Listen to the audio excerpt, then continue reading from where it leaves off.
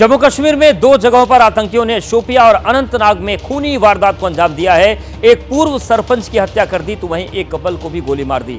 शोपिया में पूर्व सरपंच की गोली मारकर हत्या कर दी गई। पूर्व सरपंच एजाज अहमद शेख की हत्या हुई है। आतंकियों ने गोली मारकर उनकी हत्या कर दी। साथ ही उन्होंने एक कपल पर भी हमला किया जो राजस्थान से आया था घूमने के लिए। तो जम्मू कश्मीर के अनंतनाग में भी आतंकवादियों ने वारदात को अंजाम दिया है। यन्नार इलाके में एक जयपुर के रहने वाली महिला फराह और उनके पति तबरेज को गोली मार दी। आतंकी हमले में दोनों दंपति गंभीर रूप से घायल हो गए। दोनों घायलों को इलाज के लिए अस्पताल पहुंचाया गया। इलाके की घेराबंदी कर दी गई है। जयपुर के रहने वाले पर्यटक रिसोर्ट में खाना खाने गए थे, उसी वक्त यह हमला हुआ तो बड़ी वारदात को अंजाम दिया गया है। और ज्यादा जानकारी के लिए सीधे रुक करते हैं जम्मू कश्मीर से श्रीनगर से आसिफ कुरैशी हमारे साथ जुड़ गए हैं। आसिफ, जिस तरीके से दो घटनाओं को अंजाम दिया गया, अब इस पूरे मामले में क्या बातें निकलकर सामने आ रही हैं?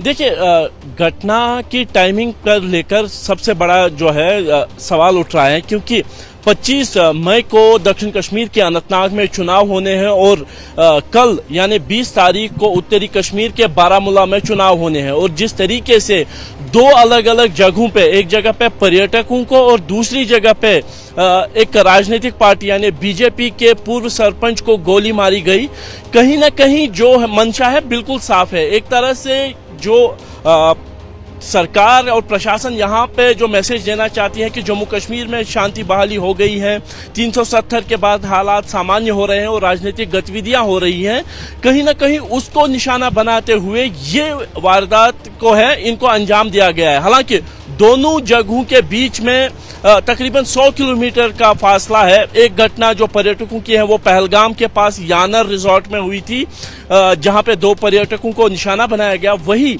जो बीजेपी के पूर्व सरपंच हैं उनको शोपियां के इलाके में हिरपुरा में निशाना बनाया गया।